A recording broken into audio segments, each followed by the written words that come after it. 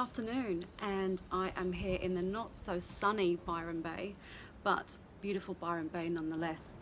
So I'm just finishing up a 3-day business retreat with my mastermind, and I thought I would record my next video blog from Byron Bay.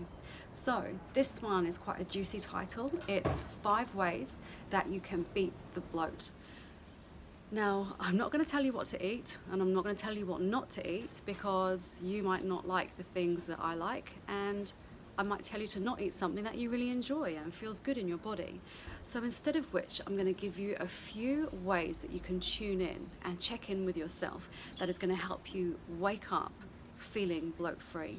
So the first one is simply listen. And I encourage you to start tuning in and listening to what your body feels good eating and drinking. So some of those telltale signs when something doesn't feel so good is you might feel sleepy, you might start feeling sluggish, you might start feeling sick, you might start getting a bit of bloating or actual gas. And those are the main markers that you know that something is not serving you quite so well. Now, with the information out there, we know that foods filled with sugars and foods filled with preservatives are not going to make us feel so amazing. So I'm sure when you start tuning in, those whole foods will start making you feel amazing. Bit of a bird going overhead there. So listen in. What do you love? What does your body thrive on? What does it not feel so good in? And also this goes through to the next morning as well. When you wake up and you've got this bulge going on and it's maybe a hard stomach, it doesn't feel so good, go through the day before. What was it that you introduced, you reintroduced? What was it that you had? Maybe you had too much of something that didn't feel so good. Now, here's the thing, it can also work in the other way. So for example, and when I say the other way, I mean healthy foods. I'm going to put speech marks there because it means something to everybody. I am not good having a whole heap of raw foods or cabbage or too much broccoli, too much spinach, too much cauliflower. It's just too much fiber for my body and it doesn't have a good time. So I don't have too much of it. So tune in, start listening. That's tip number 1. The second one is just to stay hydrated. It stands to reason that our body is comprised mostly of water.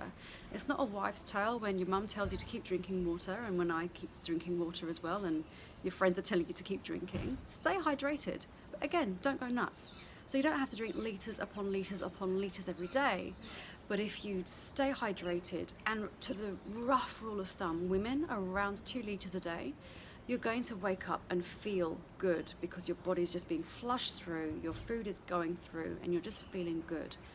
So the next one is sticking with the more natural foods. And this is really my only rule of thumb in terms of living that healthy lifestyle and that lifestyle full of vitality, is that save those occasions of when you're going to have those pizzas and the chips and the wine and the cheese platters. As you know, I love these. But if I ate them every day, I'm going to feel horrendous. My body's going to feel really sticky. It's going to be inflamed because our body doesn't recognize these foods and these ingredients. They actually start inflaming in the body, and that's what gives you stiff joints and that stiff feeling. So if we have more whole foods, our body knows how to process them, and we're feeling good in our day. So again, take a note of those times, of those occasions that you've got coming up in your week, and enjoy them. And know that you're bound to feel a little bit of something the next day, be it a bit of puffy eyes from the glasses of wine that you had the night before, or a bit of a tummy going on because you did have some tacos or pizzas that contained some gluten that you know doesn't make you feel so good. So if you know that you've got an occasion coming up where you want to get into a fairly tight-fitting dress or feel comfortable in the waistband of your jeans, perhaps plan some meals that don't include those foods that you know make you feel that way. So that's your intention for that next few days, to wake up feeling good. So the next one that I talk about all the time, and with a lot of my clients as well, is, are you hungry? So a big marker of if you're going to eat some food or have a drink and you're not hungry is when you're going to be filling that gap for something else. So are you bored? I'm a boredom eater if I don't catch myself, so that definitely happens. How else are you feeling? Have you been stressed at work? Are the kids annoying you? Is your partner making you want to rip your hair out? What's going on, and what do you turn to? Because most of us will turn to the chocolate and the chips and the bread toast and butter, whatever it is, it's that sweetness. So be mindful of that, because that, again, that's not going to help you wake up feeling good. You're going to feel all those things in your body that you don't want to feel.